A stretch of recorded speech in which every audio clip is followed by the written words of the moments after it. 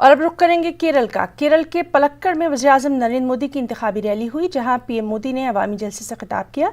उन्होंने बीजेपी के हक में वोट डालने की अपील की। साथ ही कहा कि बीजेपी सबका साथ, सबका विकास, सबका विश्वास पर यकीन रखती है। And brothers of Kerala,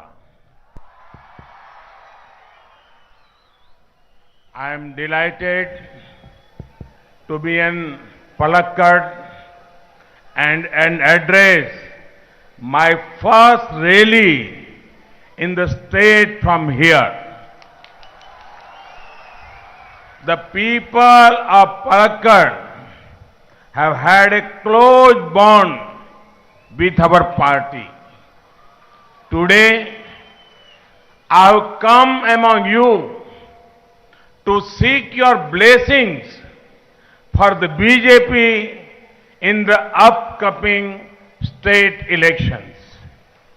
I have come to you with a vision that is refreshingly different from the current situation